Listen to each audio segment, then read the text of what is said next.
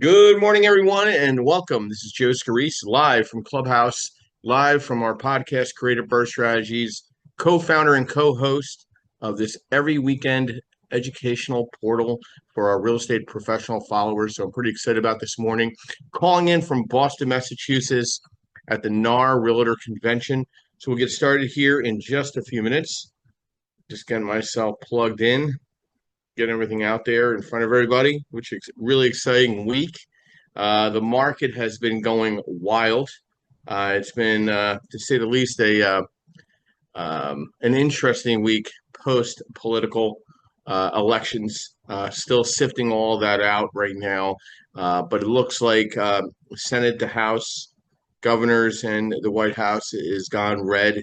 The blue collar individual has spoken, I guess, in the sense of frustration with the economy and inflation and concerns with crime. And I guess this is reset. So we'll see how this all shakes out. A lot of moving parts on the market. The market rallied over 1,500 points. It was quite eventful. The Fed came in and lowered the rate about a quarter point, made some moderation to the base rate of the 30-year, dropped below 7%, around 6.92. Our base rate and the commercial rate started around 6.375 at this point. So we're probably going to see another quarter point drop in the rate.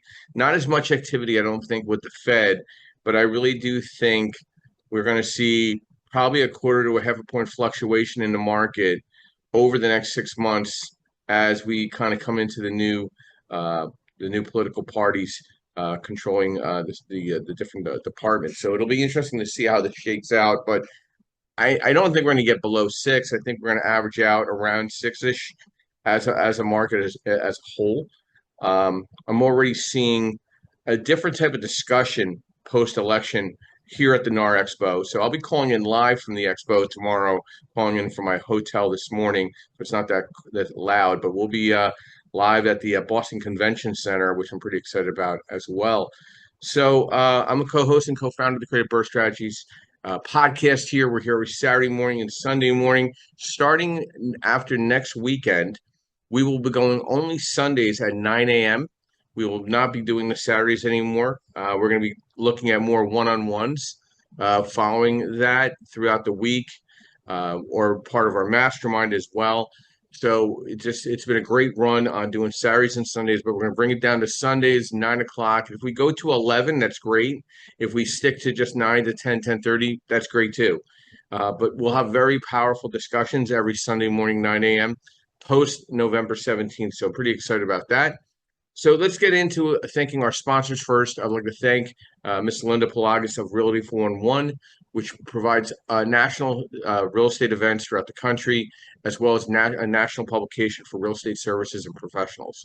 I'd like to thank MB Capital, your unsecured business line of credit program that provides unsecured business lines for real estate professionals nationwide, where I'm a referral partner. Love to get you set up as a referral partner. Love to get you set up for unsecured business lines of credit. Let me know if I could be of any assistance on that. I'd like to thank Lenmark Capital. Lenmark Capital is an asset-based lender nationwide. We provide DSCR, fixed to rent, fixed to flip, new construction, multifamily, mixed use, and blanket loan portfolio loans. Any questions in regards to that, please let me know, and I'll be more than happy to sit down and provide advisory and strategy in your real estate portfolio growth. And I'd like to thank Mr. Yardell Perkins of Perkatech, who's our social media architect and pretty much the wizard behind the drape here. He provides us all the social media video work, website design. He's great with real estate investors trying to start up meetups and events like that. So he can help you set all that up and put that in coordination. So reach out to him, Mr. Yardell Perkins of Perkatech. Now we're going to dive into our discussion this morning, which I think, I think it's kind of perfect fitting. Real estate business challenges. Will you adapt or stay traditional? In the evolving landscape of real estate, adapting versus staying traditional is a defining question. The decision depends on business goals, target audience, and adaptability to change. We're going to break down some pros and cons to approach specific challenges, okay? Leveraging technology for efficiency. and the challenge is adapting to new technology, like what I'm going through right now with my social media transition. It's very challenging because I'm just not accustomed to it. That's why I have Yardell working along with me in parallel. And then there's a solution, starting by integrating tech that delivers quick wins, CRM systems, lead management, or digital marketing tools for outreach. So I'll tell you a little bit of what we're doing. We're scraping my LinkedIn profiles. We're scraping my Facebook profiles. And then we're setting up a Google business profile, a whole revamp there, and then we're tying it back into video work, which we have a lot of video content. We're going to tie that back into TikTok, Instagram, and YouTube, and kind of round the wagons. But that takes work. Like I created a lot of stuff, and now it kind of makes a lot of sense to kind of circle the wagons and get things working again correctly. So I'm going through my own transition in social media. There's a lot of challenges. If you want to have a discussion about it just to see what makes sense for you, let me know. And then offering hybrid or flexible solutions, like rising demand for co-living arrangements and mid-term rentals. It sounds good, but our lenders are going to take that on. Okay. To traditional lender, whether it's traditional or asset-based lending, they want to see a lease. Getting creative, you still need a master lease for anything creative for renting a property. So you got to, have that conversation with your lender, making sure you're on the same page before you submit anything. Data-driven decision making, like access to quality data. Like we just bought the data for the NAR Expo. We thought we got a good database, right? 3,000 bounce backs out of 15,000 people. No big surprise, but it only cost us $250. Okay, so we spent $250 for like 8,000 leads with a 50% open rate. That's not bad. So if you get one lead out of it, $250 is not bad. Buying databases, data leads is not the worst thing to do, but you just know what you're spending on and expect. You always underestimate what you're going to get. Maybe the traditional maintaining stability, stay in touch in client relationships and personalized service. There's no easy button in our business. None. I haven't been able to find one. I've been looking for it for a long time. There's no easy button. You just can't buy leads and do cold calls and hope business is going to go great. You got to be out there meeting and greeting and networking with people. Creating solutions for them, having deeper discussions. The type of discussions I've had over the last 48 hours, whether it's what's the strategy now, what are we trying to do over the next 6 months, what are we doing over the next year, what do you think rates are going to look like, what LTV should I go at, should I take a bridge loan instead of a DSCR loan, should I take a DSCR loan instead of a bridge loan? These are deep discussions that people want to know. They want somebody to have confidence in giving them a clear picture. Maybe not the clear answer, but like a clear picture for them to make their decision making. And being very consistent and reliable with your I've been firing more clients because the fact is they're not reliable. If they're not reliable in the initial engagement, can you imagine when I order an appraisal and everything else, I can't even get them to send me an application. This is not the time to chase people down. This is the time to decide who you want to work with and who you want to grow with. And letting somebody go is not, you're not losing anything if there was nothing there in the first place. I mean, I had to let a couple clients go this week. I'm like, listen, you haven't been responsive for a week. I'm a little nervous. When I feel like I got to walk across the room barefooted with on broken glass, that's not somebody I want to work with. If it's a painful experience, I really think we shouldn't be working together. I think you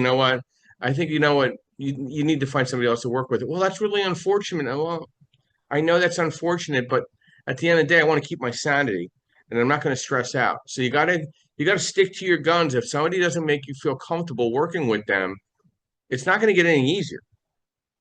So for the competitive edge, it often is best to adapt to a blended approach of remaining rooted in traditional values like strong client relationships, while selectively integrating modern patterns and tech solutions. Balancing adaptation and tradition is crucial to thrive in today's real estate market, especially in competitive areas. Like I would have never thought about doing the NAR Realtor Expo till a couple months ago. And guess what? I'm the only asset-based lender here at the convention. I'm the only one that can fail at what I'm doing. Good morning, Amy. Welcome. Brief overview who you are, what you do, and thoughts to real estate business challenges. Will you adapt or stay traditional? Amy? Good. So, been a while. I know. I'm Amy Palvido. I am the chair of the U.S. PropTech Council, which is the Real Estate Technology Association in the United States. I'm also a PropTech founder. I created a digital twin platform, serves the commercial real estate industry. And if you don't know what a digital twin is, basically we make a of your building uh, in a computer system, which helps your buildings better. And I'm a longtime real estate investor since 2008. And before that, I was a general contractor. So I've been in commercial real estate for 21 years. Talking about will you adapt or stay traditional? Since I've been doing commercial real estate for a long time, like Joe. Joe's been doing it a long time too. We've adapted several times. We do.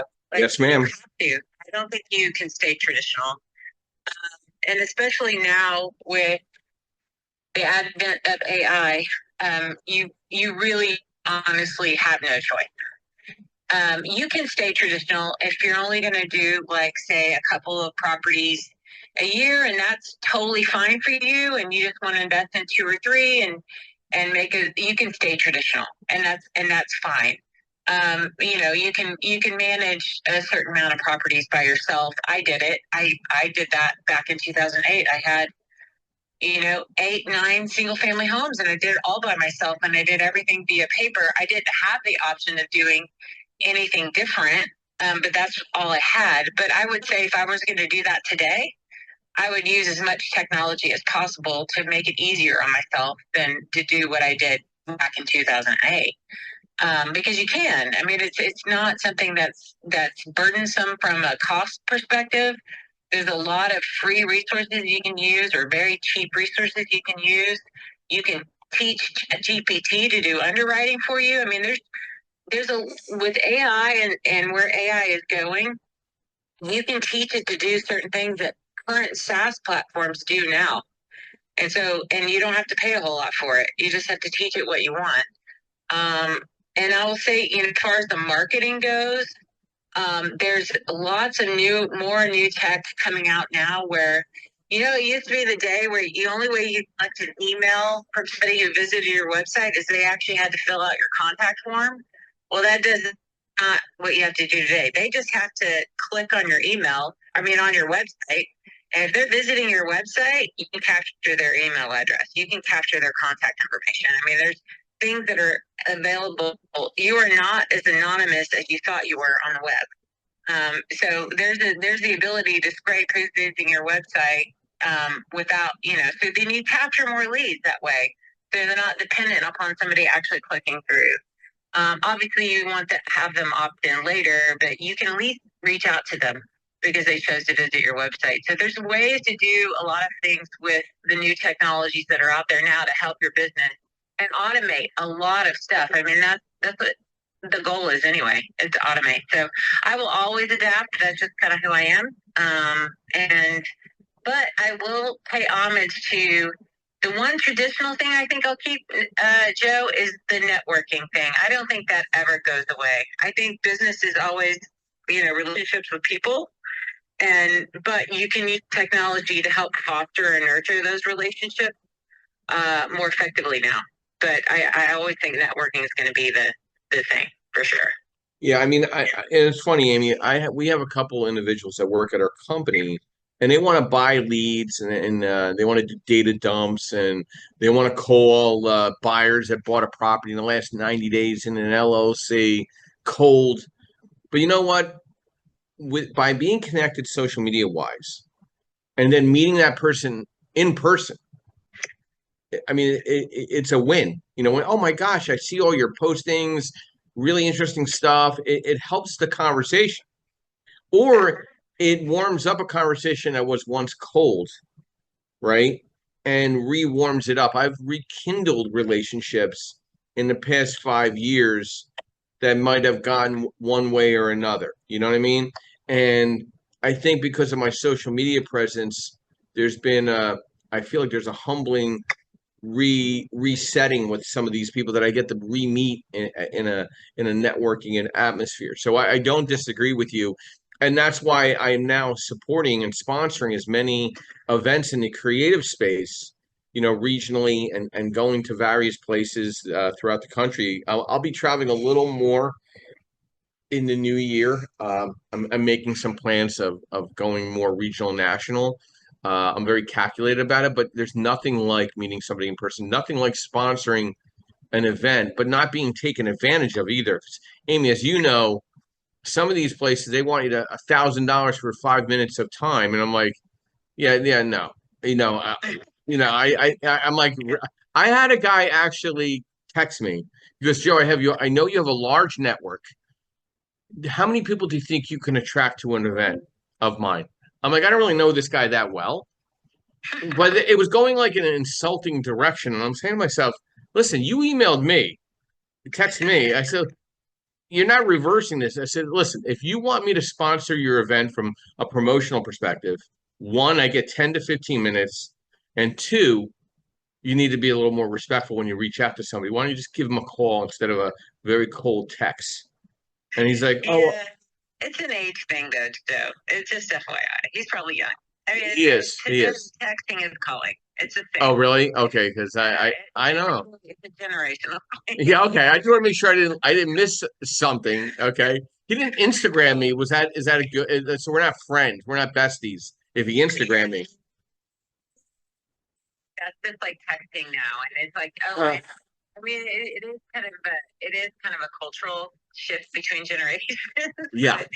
For them, that is normal, commonplace. That's how they reach out to people. Well, Yeah, it's really kind of. You know how I battled that? I will also say too that I'll hop in. Yeah.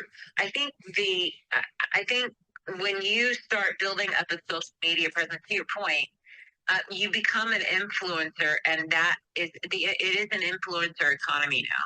And so if you I mean, I will say I've gained more traction starting the council, the community itself, and that provides you certain advantages when you do create communities. And I think it's going to turn into like a community economy at some point, or you're going to need to, as part of your business, if you're being strategic, create some sort of community, because it just helps you. I mean, if you're giving back in some sort of way, or you're providing value like you do on your social media, and you're creating this following or community, that is going to become a strategic business strategy for anybody. Right. Yeah. And it's gonna help you, because you're obviously, paying it forward first. You're providing value first, and people really respect that. Yeah. So. No, I appreciate that. Well, I went silent on the guy. If it made you feel any better, I'm like, listen, I can't. I'm like, he's insulting me and asking for my help at the same time, and I'm like, nah, I'm going to move on from this, and good luck with your event and whatever. Yeah. It's okay. Yeah, well, he needs to learn too. It's a cultural thing, and he probably should. He needs to approach people differently. Yeah, so he needs to do that too. Yeah, it's okay. Yeah, it's all right. So, I mean, what are the challenges? What challenges do we have to overcome in real estate? How do we change our models to have breakthrough barriers? Real estate breakthrough barriers typically involve a combination of market awareness, agility, as Amy and I were saying, you got to be a chameleon, right? And client-centered innovation. Some very common challenges that agents and investors face in the industry, and how shifting business models can overcome them. Market volatility and unpredictability. I mean, we're not out of the woods yet. Just because of whatever happened, and if you feel like you're on one side or the other, we're still in for a rocky road, commercially, office, retail wise. And we're definitely in for something on the residential side. How severe or what type of landing we have is yet to be seen. The realtors that I've met over the last day and a half at the convention have been optimistic. They're hard-nosed. They're very engaged.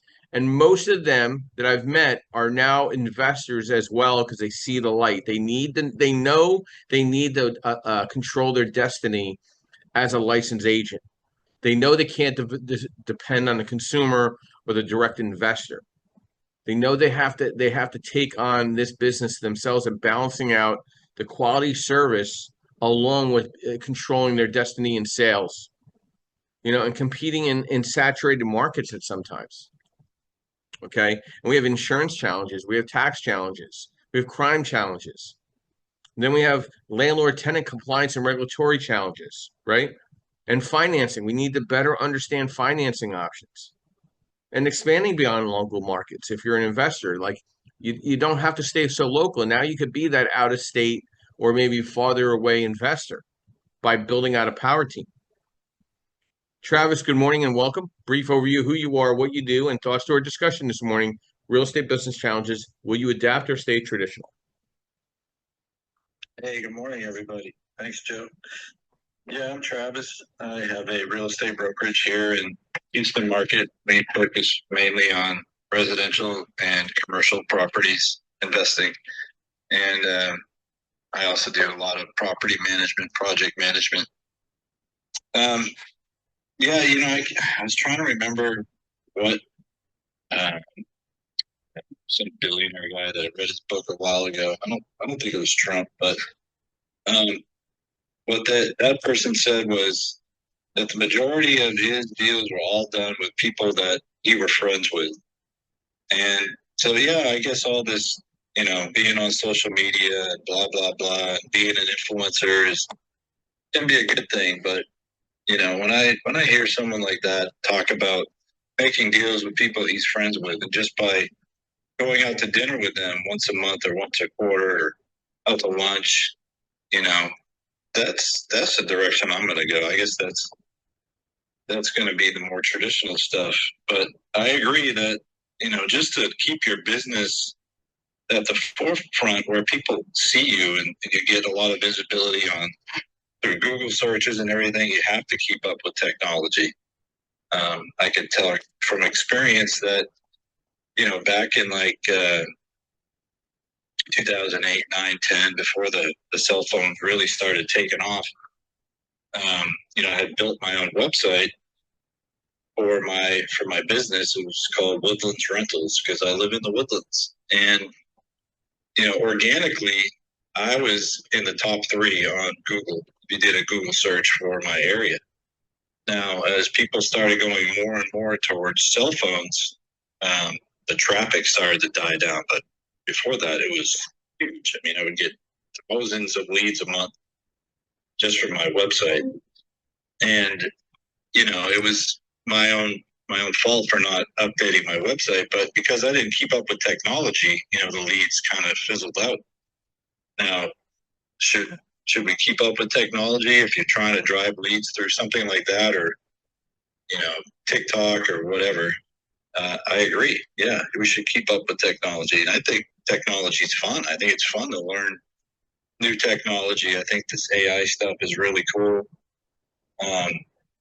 What's going on where everything is moved to the cloud. Before, everything was client server based, and now we're all out in the cloud. And they're creating software as services. I was working in a startup in Austin in 2000, and we were right there off of 360 doing software as a service. That was a new thing back then. And now it's like everywhere, right? So this is great, man. I think it's awesome what technology is doing. But as far as, creating relationships and doing deals with people, it's all about just hanging out with them, being friends with them. That's what I think. So, Travis, there is quite a few attendees I met yesterday that are from your market, Houston, Texas. A lot of people came to Boston. It was very interesting. And I was asking them, I said, listen, I'm on a podcast with a gentleman that's from Houston. How's the insurance going? They're like, oh my God. I mean, like, oh my, I hit all the pain points. I'm like, how's management going there? Oh, I said, how's vacancy? They're like, oh my gosh. Like one was in Spring, Texas, and another one was from and I'm like, man, Travis ain't kidding. I said, you should come on our podcast. And I recommended him to come on. I said, we have these discussions about, owning real estate and being the investor friendly realtor or owner. And they're like, yeah, there's a lot of challenges and locally. And That's why we're here. We're just trying to find different ways to combine, so new with old. That's what they were saying. They know they need to modernize what they're doing. Yeah. It's really cool, man. I think, what we can do with technology now is amazing. I don't know if you guys have ever, maybe you haven't, but if you're kind of, interested in technology, go play around on Zapier. You can create all kinds of stuff, make software talk to each other, and you know, make things automate some processes that you're doing manually. It's really cool. Well, I'll tell you, Most people won't do that, but if you do, it's fun. I asked everybody if they knew you, and I guess you're not that famous because I did ask if they knew Travis, the Travis Hood, and they all they could tell me is they all they told me is they found these pictures on Facebook sitting on a bench on a park. That's all they would tell me. They wouldn't tell me anymore, and maybe a picture of a steak. And I wasn't really sure if that was the same person, but it could be, right? Yeah, that's right. So, Travis brought up some good points. In-person challenges. The one thing that Travis was saying, I mean, meeting and greeting people, right? The challenge is it's time intensive and everybody's busy. So you got to kind of plant your seeds almost. I always look at networking as, do I network with the big events? Like NAR is a very big event. There's probably about 8 to 9,000 people here, not 12. They kind of exaggerated how many people were going to be here. I think it's about 8 to 9,000 people. Very well run, beautiful setting. Everybody's engaged. But the challenge is I'm meeting people cold. And most people don't know what asset-based lending is. So the challenge is when you're meeting in person, you got to kind of talk about what you offer and what you extend. They're like, oh, well, I think somebody does that down there, but are they a broker? Or are they what are you? Are you a traditional lender? I said, no, we're hedge fund money. There's no broker fees. There's no junk fees. So I got to go into a deeper discussion. And I've actually priced loans out with realtors at my table already in the past day and a half, which is really interesting because they're very solution oriented. They want to see what the results are right away. They don't want to wait till a phone call on Monday, which I was very impressed with the one-on-ones. And if once you put an application for somebody, you kind of like, it's not like I'm getting their social security number or date of birth, but I'm putting together a term sheet. You're already breaking barriers. Like they're already willing to reach back out to you. I already sent an email to a bunch of them and I already had correspondences. So it's very unique to keep the skillet warm. Okay. You need to have a CRM no matter what it is, whether it's HubSpot, Constant Contact, MailChimp. I'm leaning toward the HubSpot. We're transitioning everything toward HubSpot right now. We're doing a major transition this week with Yardell. And we'll see what the audience reach looks like because there's a text messaging component. There's an email component. The open rate for text messaging is near 100%, but you got to be careful. You don't want to abuse it either. And you got to depend, in person, you got to depend on personal energy and charisma. You got to be ready when you walk in. When it's social media, you could kind of handle it as you get it in doses. I went to an event the night before I left for Boston. I wasn't a fan. I'll be honest with you. I wasn't a fan of the individuals that were running the event. The company I respect, but just whatever. We just don't have uh, a love fest to one another. Believe that, right? But I made it work. I was very cordial and professional, but I met 6 to 10 people that I think will be impactful in continuous follow-up. Already had a couple emails. I met a couple people that I hadn't seen in a couple years and rekindled those relationships. That's very hard to do online, rekindling relationships.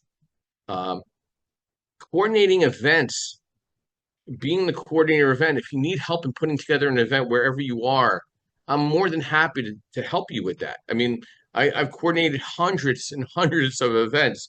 I've run hundreds of rehab construction tours for various organizations.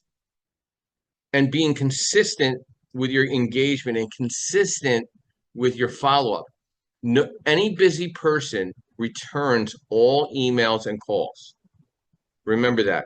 People that say they're busy, I don't talk about being busy. I just talk about getting shit done. So I'm just a person that likes to complete things. I think that's the biggest challenge, whether you adapt to new or old. I think it's important that you adapt to being you in a consistent manner. Because really, right now at that convention today, the only competition I have today, tomorrow, all day is myself. There's nobody else to challenge me in what I do and who I am. And balancing authenticity with professionalism. There's a challenge and solution to that. You got to have a unique brand voice and be consistent. Okay. You got to be personal and authentic. And standing out in a saturated market, I'm not the only lender in town, but I'm very consistent in what I do and providing insight and direction. I'm a big believer of education. And you know what? I did something differently, which I love doing new things to see if it works, and it did. So I teach this CE course on asset-based lending. I've never had a flyer put together. Oh, I had a flyer, but I would only put it out like on promotions. I actually printed out 300 copies in color and put a little sign to it.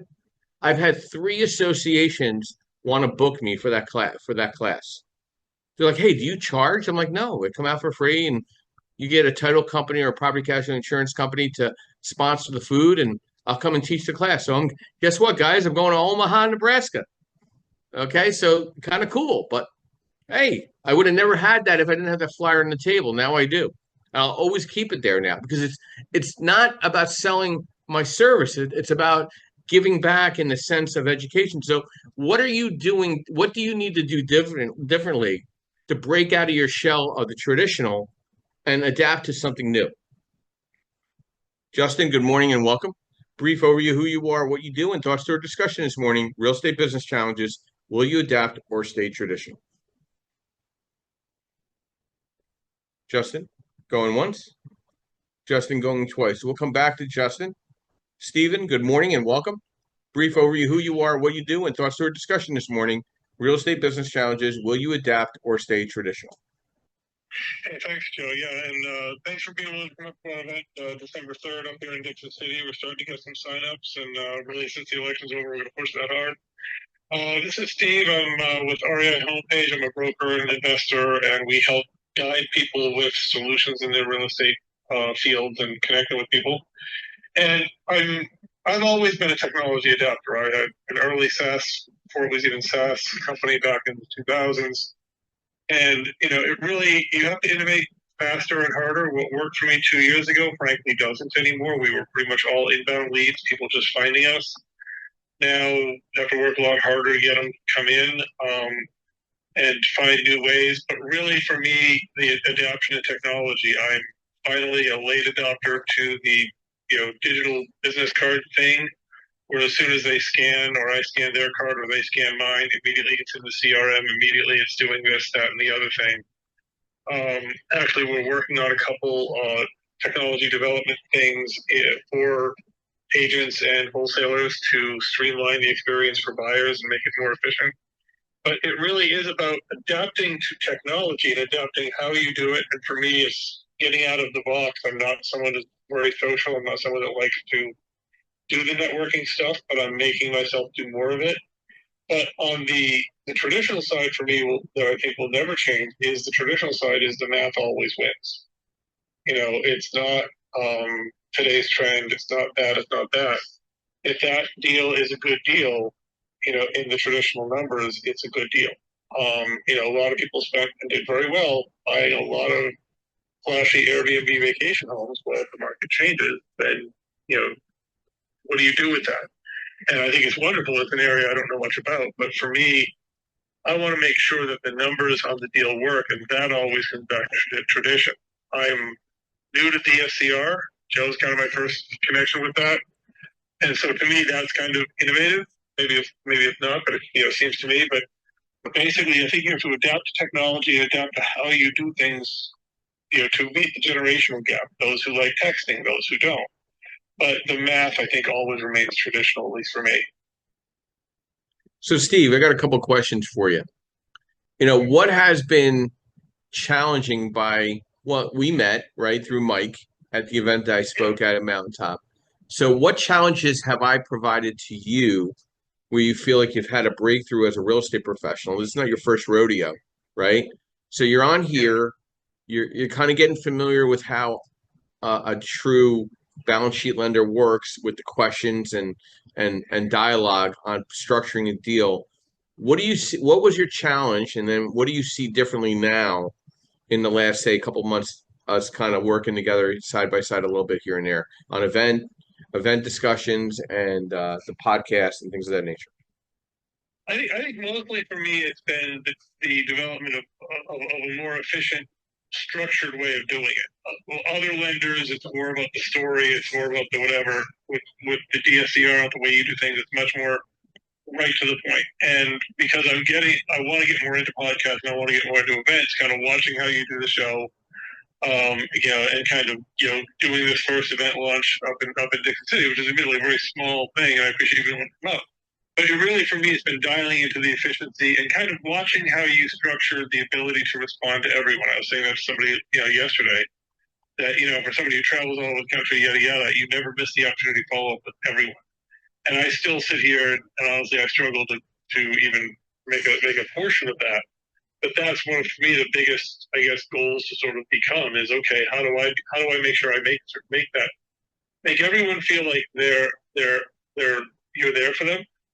On the flip side is make it real quick. I have 5 questions for you. There's 2 answers to each question. Which one's your answer?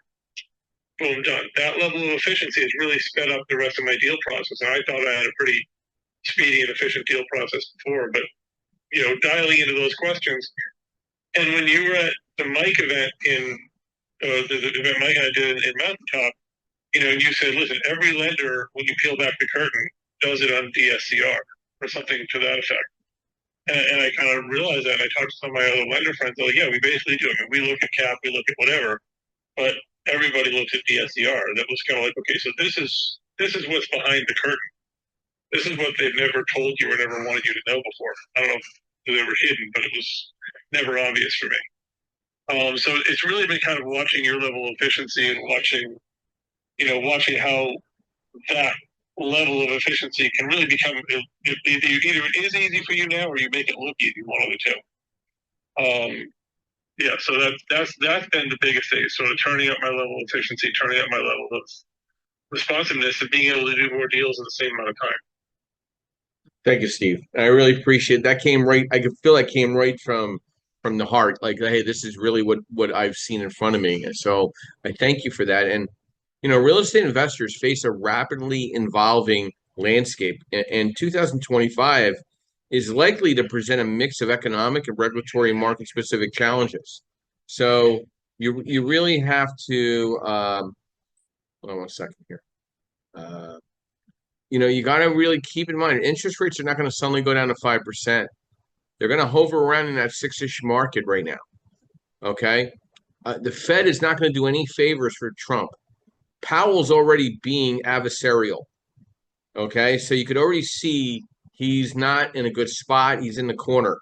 So it'll be very interesting how the Fed, the market, and Trump complement one another. But to Trump's advantage, because now looks like he has Senate and House to get things done based on his agenda. And you got some pretty strong people coming in behind him, like Vance, Kennedy, Tulsi Gabbard, you got Vivek, you got Elon. It'll be very interesting to see this new dynamic because you're really bringing AI and traditional to the front line, bringing Elon and Trump into the front line. It'll be very interesting to see how this all comes together. And remember, rising construction and maintenance costs are not going away. The solution here, maybe as an investor, you should focus on properties that are relatively in okay condition, avoiding major renovations, and build a team of trusted contractors and suppliers to negotiate better rates. Additionally, investors may consider preferring stabilized assets. I'm seeing more investors buying turnkey and looking at the bigger picture on cash return. You got to also be concerned with market saturation in high demand areas. People want to get out of the urban settings. It's a fact. It's mass exodus. Okay, suburban settings and even rural settings are becoming more popular. I really hope asset-based lending starts recognizing rural designated areas. It's very challenging to get around that. And then the biggest thing is evolving tenant expectations and regulations as landlords. You know, just suddenly because everything looks more on the Republican side doesn't mean all these states are going to concede and make it very easy for landlords. That's just not going to happen overnight. Okay, or a balancing act as well. You know, and technology, like Amy is always doing something, talking about something relative to technology or AI. If you're not following her on LinkedIn and all her podcasts and her discussions and her one-on-ones, you're missing out on grabbing onto one golden nugget that might apply to what you do as well. You know, we're definitely looking at a market correction, and how that falls in line is going to be challenging for some and exciting for others. I mean, I'm looking forward to some foreclosures because there's going to be opportunities in the asset-based lending space where a traditional lender can't even tie in. But I'm also noticing one big thing when it comes to property management and construction, and nobody's talking about this, is labor shortages. Where are we going to get the labor for property management and maintenance and construction that drive that, because this is going to drive up costs and slow down timelines for repairs, renovations, or tenant services. You know, building a strong, reliable contractor relationship is key. You know, implementing technology to streamline property management and maintenance, automation tools like digital leasing and platforms and property maintenance apps can help reduce the labor burden on property managers and streamline operations. Like I'm working with one client specifically. He plans on buying 125 properties next year. He's got a 30-man crew in construction and renovation, but he's still always looking for a painter. He's still always looking for a structural engineer. He's still always looking for an architect. I mean, there's always different challenges that he needs to find to keep those guys working and completing, their projects. Amy, any follow-up feedback in regards to real estate business challenges? Will you adapt or stay traditional? Yeah, I wanted to, so the luxury of being the chair of the PropTech Council, obviously, is that I get to be on the forefront of seeing all the new tech that's coming out. And I will say that it's just in the next real estate boom, all of the shortages that you were talking about are going to become huge pain points, right? Appraisers are going to be a huge pain point. We don't have enough of them. We're going to have, obviously the labor shortages in the trades have only exacerbated since I was a general contractor. I remember back in 2012 trying to find labor, right? And it was just horrible. Like it would flux, and where you could find people, you didn't find people, and it just depended on how a market can get easily saturated with jobs and there not be enough labor. So, but what I think is going to happen is there's a lot of valuation tools out coming now. And my question was going to be around, do you think the lenders will finally accept something that's not from an appraiser? I mean, that's who's going to determine whether appraisers stay or go, is if the lending community will accept like a valuation from an AI, right? Or evaluation from something else other than an appraiser that's been certified. That's one. And then as far as the labor shortages go, there are, no joke, tons and tons of more robots and drones being developed right now that will probably, hopefully help in that arena. I'm already seeing them, robots around that can do like EFIS work, right? So they can do like the exterior paneling work. There's robots that can do inspections now. Drones that can do inspections, like remote inspections where you don't have to be on site. You can just send out a drone and somebody in a computer can look and do an assessment, and you can get inspections done faster. There's just a lot of technology that's coming out, and in the next year or so, it'll become more and more prevalent. But I wanted to get back. So I answered two things, but about the appraiser thing, I think that's going to be super key in any sort of real estate transaction going forward, is if they'll accept another valuation tool. I don't know if that'll happen or not. I just want to get your thoughts on that. Yeah, I'm gonna give you my opinion. You know what opinions are like, Amy, right? Everybody has one. So I still think there's going to be a problem not fit the physical in-person appraisal in the investment space. I think because there's a trust factor or an integrity factor that's not there. that they're concerned about, that this whole wavering of appraisal and using a desktop, it's going to be hard to sell the paper to the secondary market is my concern.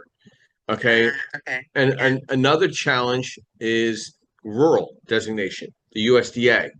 If the address pops up on USDA, it's going to be very challenging. But this is the thing that's changing because of the hybrid work environment. So I think you have a better chance of seeing USDA being recognized in asset-based lending than desktop appraisal being accepted in asset-based lending. Does that make sense? First, right? Yeah, yeah. I mean, yeah. No, I got it. I mean, because no joke. I mean, rural, there's just not enough data points for you to make an appraisal, right? Correct. Like everybody's just realized that fact, right? I mean, I know I used to buy in secondary markets and tertiary markets all the time, and it was very difficult to do appraisals. They were having to pull things from 50 miles away because they just didn't have anything that was close enough, right? Yeah. Yeah, so that was just out of necessity. But I just think as the data gets better and better, Yeah. It might be where they don't need an appraiser rate, but it's all going to be based on there's more and more data tools coming out now. CoStar isn't the big dog anymore.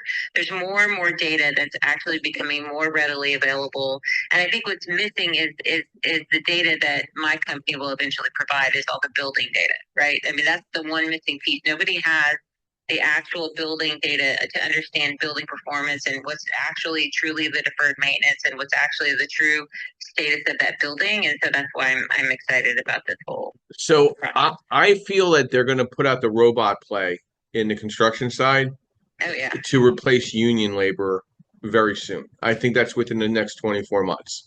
I've seen some of the models. It's pretty damn scary. I feel like I'm watching Will Smith and I Robot. Okay. Yeah. So the way that they're mobile, I mean, they don't need breaks. They don't need to complain. They work 12-hour shifts, and then you put a plug back in them. Okay. So I think you're going to see that transition. I think it's going to take about at least 24 to 36 months to see how this political party handles the government over the next 4 years. I think by year 2 or 3, I think we probably will see some form of transition because of the inventory back on the market because of the commercial reset and hopefully a reset in the housing market because the properties just can't keep going up. Okay, so that's numerically impossible. So already title is almost to the point of AI. Like you don't even need a title rep almost at this point. Like you need a mobile notary. So that's already going to be completely AI. I mean, 100% probably in the next 12 months. So I would say 24 months out, it'll be interesting to see what they do with appraisals. 36 months out, 24 months to 36 months out. Same thing with construction, with robots. Another thing with rural, as we change from urban, because I've had appraisals say suburban, and the market was designated USDA. So there's definitely still some crossover happening. And then the next biggest thing that I think is going to be a challenge, which you might agree with me, Amy, and maybe not, is modular because in new construction, there's a draw schedule and there's a construction budget. A lender can't get their head wrapped around the modular because everything comes in everything's delivered. You know what I mean? And then now you're stacking, and you're just connecting the pipes. So I think there's a challenge with that, but I think that's going to be an easier challenge because it costs the same, but it's about the timing. Yeah. I mean, you could have a house up in, a month instead of 6 months. Right. So, and then even 3D printing. Right. Yeah. I mean, they're going to have to get used to new forms of construction technology and then the speed with it. So the bank has to be prepared that whatever they have withheld and reserved, it's going to be out the door in 30, 45 days. Right. And it's going to be gone. Like it's not going to be where you can piecemeal it out and be okay with the inspection process is going to change. Right. It's just going to be different.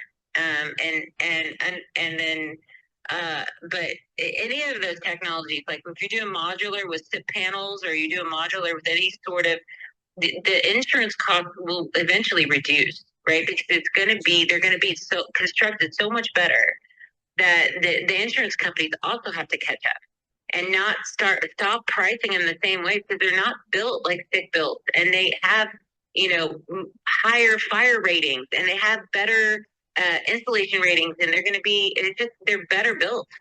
And so it's interesting for sure. Yeah. I mean, it's not the same 30 years ago when they put these modules up and looked like they were like sheds made by the Amish. Yeah. You know what I mean? Like it's just different. So there's definitely over the next 36 months, because of what we have in front of us with modern technology and traditional values in the political offices, it'll be interesting to see where this all steers. It's not going to be listen, some people are going to have a rough time with it. Okay. I think departments are going to get minimized. We got to get inflation under control. Okay. We're not out of the woods yet. There's been a lot of inflation created because of big government. We got to get back to smaller government. We need more transparency and access to accurate data, which I would agree with. But then we have, the volatility and economic uncertainty. There's a lot of pissed off people, so they might try to throw a monkey in the wrench because they're just pissed off. We still have limited housing inventory and high prices. We have regulatory and compliance challenges. I mean, all this ties into property management and talent. The burden falls on the property management company. If your plan is to buy 30 properties, you're hiring a property manager. You're not managing yourself. I just don't see it numerically possible. Justin, good morning. Thank you for your patience. Brief overview: who you are, what you do, thoughts to our discussion, real estate business challenges. Will you adapt or stay traditional? Justin going once. I know he's driving, so we'll try to get him on here. Justin going once, going twice. I'll come back to Travis. Travis, a lot of chatter here and banter. What's your thoughts on, our discussion here with Amy, myself, Steve? Yeah, what you just said, Joe, about the challenges as far as having the resources, it's totally true, man. Like, I'm constantly looking for a new set of painters, a new AC installation guy, or whatever. And thank God for groups like, on Facebook, where all these contractors that are somewhat technical hang out, and I can find people there and give them a try. So yeah, that's going to constantly be part of the challenges. Like, I can tell you with my properties that I have over in Mobile, Alabama, man, that's the biggest challenge ever. It's like, don't you guys have any guys here that do anything that's, that are worth anything? Like, there's just not enough people over there doing construction work or doing good construction work. Yeah. And so, yeah, that's going to continuously be a challenge. I think it would be really good to, put together a crew of your own that you're paying by the hour, by the week, or something, and that you can have a little bit more control over, who's going to be working on your projects, and that would solve some of the challenges. But it's just putting that crew together, right? So yeah, finding the people, training them, putting them through training. I'm actually I'm kind of hopeful for the next generation. My son is 18, and him and his buddies, they love to work on cars. Like, wow, how about that? So we might have a new group of tuners and mechanics coming up. From your mouth to God's ears. Yeah. Travis, you don't think the whole thing with the iPhone is just diminish anybody that wants to go out there and break a sweat? So, yeah. I mean, I don't know. I've never seen less people argue at a bus stop of kids in my life. I walk by, they're not even looking up. They're all looking at the phone like it's on their nose. Like, what kind of person are they going to be at 20? Are they going to really want to hit a hammer with it on a nail? I just don't see it. You know what I mean? No. And I've anyways, here in the Houston markets, it's probably similar in Austin where Amy is. We have a lot of Hispanic labor, and they're the majority of the guys that are doing all the work. Yeah. So the good thing is, they keep teaching their children how to do the same thing. Exactly. So at least here we have a good labor force. Yeah, I mean, I think that's the Latin market is gonna pretty much encompass the construction industry over the next 5 years, no doubt. And I think that's nationally.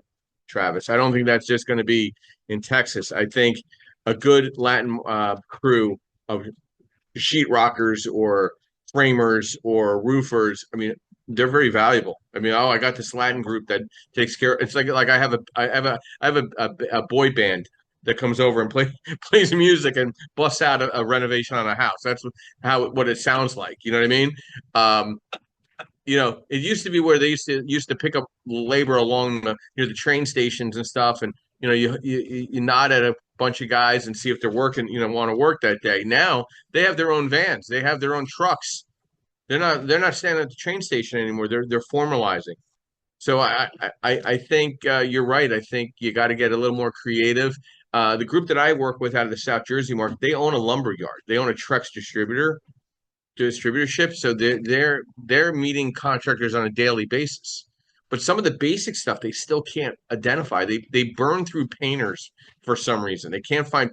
Nobody wants to paint, or if they do, they're good for 3 jobs and then they disappear.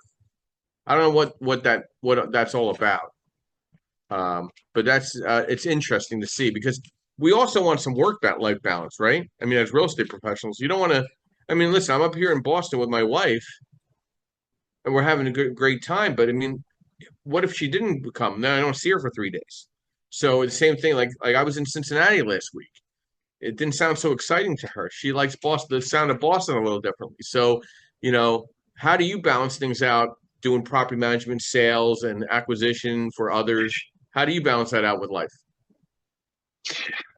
That's not easy, dude. I can tell you that I work a lot, but like today we're gonna go drive to the hill country to go on a hike. Good. So, just taking a day or a couple days to do stuff like that is really important. But during the week it's busy, that's for sure. I get it. Well, thank you for being on here and taking the time with us this morning.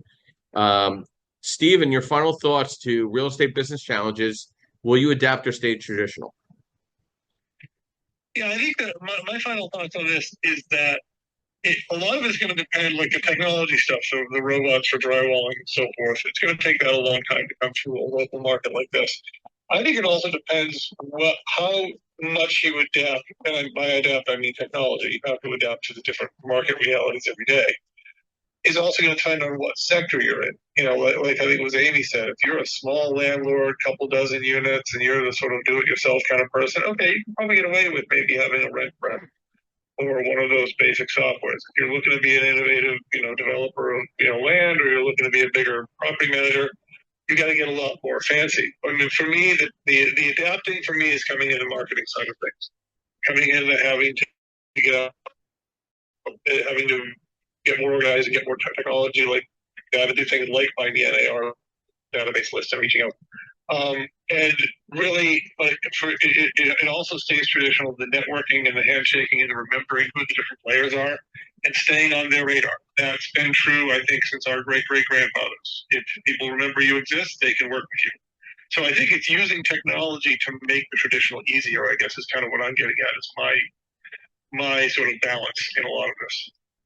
Thank you, Steve. And and Steve brought up something before. Listen, I want everybody to be a very intelligent real estate professional. I appreciate the stories, but at the end of the day, you need to be able to bullet point whatever you're trying to get across, because people are so consumed with being consumed. You got to get what you need to across to someone and get it done. Time is a value to everyone, including yourself. So, navigating the real estate industry challenges requires adaptability, resilience, and a proactive approach. While some obstacles like market volatility or regulatory changes may feel beyond our control, many of the most pressing issues can be managed by combined tech-savvy solutions with a commitment to client-centered service and strategic diversification. I think all these points that were brought up today are very important to embrace and take on a little of the old and a little of the new. There's nothing wrong with combining both. And I think that's what we're trying to get across today in our podcast this morning.